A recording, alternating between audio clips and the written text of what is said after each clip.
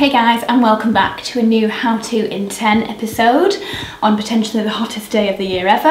I'm very hot, so most likely this video is going to be a little bit shorter than previous ones. I'm just going to try and get straight into it. This is going to be about how I bought my house, how-to tips when it comes to buying your house from kind of start to finish. I'm going to go through a little bit about finances, what to look out for, and kind of how to start your search. So myself and Alex bought our house last year, kind of like just a bit over a year ago. And in honesty, I feel we were probably one of the minority who have a really fantastic experience actually with buying our first house, primarily because it was our first home. We didn't have any sort of chain that we needed to be very mindful of, which also leaves you in a really fantastic position when it comes to bartering or haggling or negotiating with your future homeowners at the time. Obviously, if you don't have a chain, it means that you can move like immediately as soon as you have funds available, so it is something that is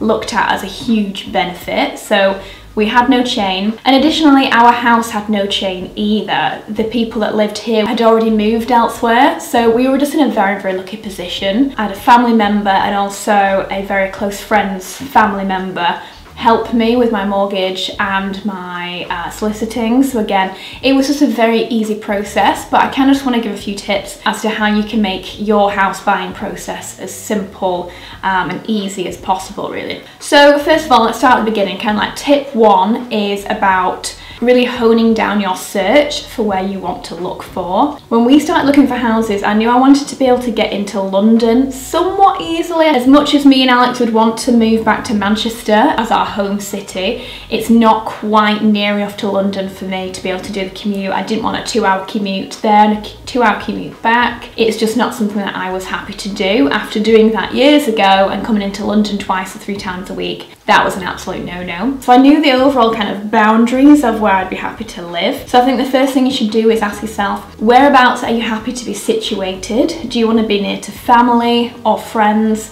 Maybe if you travel a lot for work, maybe you need to be near to an airport. Where do the rest of your family live? If they live in the north or the south, do you need to situate a little bit closer to them, or at least be in their direction? We live north of London. If we lived south of London, my family coming from Manchester would have to drive through London to be able to, or around London to be able to get to us, and it would have added hours onto the time. So that was something we bared in mind. So start to think about, if you need to travel, what are the transport links like in that area? So do they have trains that can get you into London or to anywhere that you need to be? Wherever you need to be able to get to, is there a bus route, a train route, a coach route, an easy car route even? So weigh up your options of how obviously you'll be able to get to work quickly and easily. One way that I kind of started looking for places to live was via the train stations, because that can be an amazing implication of how fast you can get to and from your work. So what I would suggest is, if you've kind of got an overall vibe of where you'd like to live,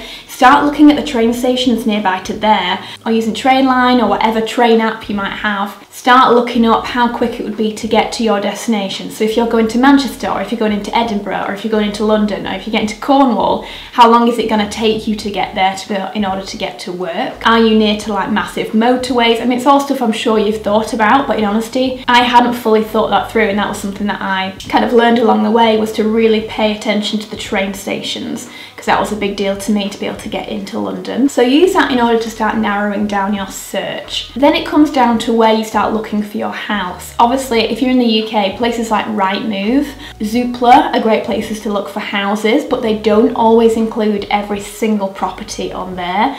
Especially the more luxury side of the housing market. Anything of a super substantial price is quite often never listed on Rightmove. A lot of the time it is, but not always. So sometimes it's worth Googling to see what estate agents are in the high street of the new town or village that you're thinking of moving to. If you find out the local estate agent, you can start looking on their own website, and the chances are that they have the cream of the crop on their own website. You'll likely find some properties that you've never seen before, and that's what I found worked a treat. So that's the searching. So as soon as you've kind of come up with where you want to live and you've found potentially some houses that you want to see, obviously just get viewing. I know it can be a bit of a daunting process, but the best thing is just to start ringing people, sending out emails and asking to see the houses. Try and see them also on the same day if you can, because it's a really good way to compare one against another. I know that me and Alex did that on a number of different occasions. We went to a few different areas and saw a few different houses at the same time, and it was just really good because then we could spend the rest of the evening going, well, house 1 didn't have this but house 2 did, but then house 3 didn't have this with that house 1 had, and it was a really great way to compare when it was really fresh in our minds. Part of the searching process as well, I think, is also working out what absolute requirements you have from your home. Is it a garden? Do you need 2 reception rooms for any reason? Maybe if you want a child's playroom.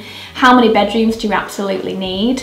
Are there particular rooms, like for example our dining room we converted to a gym because that was a bit more important to us, have a dining room there, and then we moved the dining room elsewhere. So again, the requirements of the house we were looking for were dictated by what we really wanted in our home. So I think it's really good to go into the searching process with a really clear vision in mind of the kind of house that you really want. But definitely a few things to bear in mind when you do start going viewing. Where is the light coming from in and around your house? In the UK, it's always kind of said that you want a south-facing house, I believe, because then the sun will kind of whip around and you'll have sun for most of the evening, because I'm pretty sure our sun rises in the east and sets in the west. So the south will always kind of have the sun going over and around it. And it's also a really good idea to go and view the house that you like a number of times, maybe once in the morning, once in the middle of the afternoon, and then again in the evening if you're worried about that, just to make sure that you definitely get the light you want. Because if you've got houses nearby or massive trees,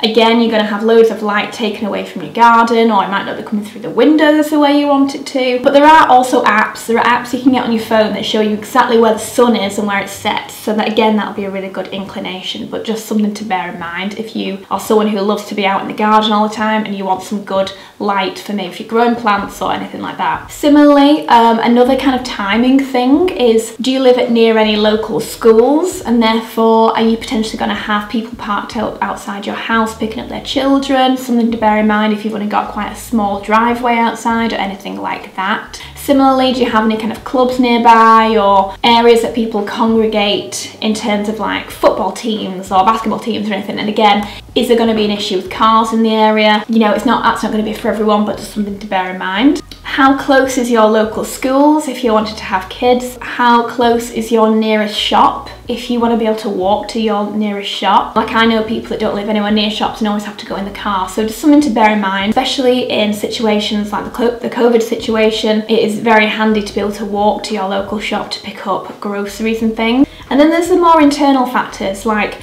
when was the boiler last updated? When were the electrics last updated? How up to date are the gutterings and the outdoor, you know, the windows and tiles on the roof even? Are those things that potentially will need a lot of your time and a lot of money spent on them? I mean, there's a lot of things inside the house like changing carpets and painting that you can do a little bit more on the more affordable side if you want to, but there are things that can cost a lot of money when it comes to electrics, gas, plumbing and actual fixtures of the house. So just something to very much bear in mind when you're buying. Also, do you have a car or two? Do you need a garage? Do you need a carport? Do you need somewhere to at least park your car? And how much are car permits? It's almost like you've got to imagine spending a day or at least a week at this new potential home and going through your usual routine and just checking that you have everything that you would need there. Okay, then when you've found your dream home, obviously it depends how in demand that home is, whether you're able just to put in an offer or not. The only tips I've really got with this are just to negotiate, to be very aware that obviously estate agents have a lot of tactics to try to draw you in. They'll often say things like, you know, someone else is interested in this house, they're gonna put an offer in. I'd probably say 9 out of 10 times that's very unlikely that that's the case. So try not to be manipulated into thinking that you have to act quick and rush. Like, if you want to take some more time, then do so. Obviously this isn't the case for all the time, you never know. In fact, there might be someone that's looking at the house too, but I think you'll probably get a feel for that with how incredible the house is. If you're going to somewhere that is like in an incredible location at an amazing price and it's like ready to move into, yeah, you might need to act a little bit faster, but there are some houses that might need doing up a little bit more that won't quite have that same demand. So try not to be rushed or pressured too much, because the chances are you might be able to back down the estate agent a lot by the price. And don't worry too much about being too cheeky. At the end of the day, people need to sell houses right now. A lot of people are moving. A lot of people want to move due to Brexit and other things going on right now with the economy. You never know that people might just be more eager to sell up. So do try and be cheeky. If you want to put in a low offer, try not to be too pressured. For example, like with our house, we went in with quite a sort of cheeky offer on the house, and they came back and said, can you give us another like final offer? And we went back with an offer that was not much higher, in honesty, because we just thought it's actually worth this. We're not just going to go too high to appease the estate agents. We're going to go with what we think it's really worth right now. And we did, and luckily they took it. We were very lucky in that situation. But if it was up to me, I would have offered even 10k more. But it was Alex that was like, no, let's offer what we've offered, and they might take it, and they did. So we could have been 10 grand down there because of me being like, oh, I don't want to upset anybody. This is a professional game, and people have been playing it for a long time, and just try to take out your emotions and worries out of it. It's easier said than done, because I often panic about this kind of thing. But often just try and be maybe a bit more cheeky if you can. And I suppose, when it comes to your deposit and the money that you can put into your home, that is absolutely your business. And to be honest, I don't really have many tips when it comes to that. I would probably just say that as much as you can afford to put into your deposit and therefore cut off the price of your house, I personally would do. Just because it means in the long run you have lower payments overall. It's that one bulk sum that's kind of gone into your house, it's invested. And over the years, it'll only mean you've got less years to pay it, or you've got less to pay per month. So I think sometimes if you're able to stretch to a slightly higher deposit, personally, this is my personal opinion, if you can stretch to a slightly higher deposit, I personally would.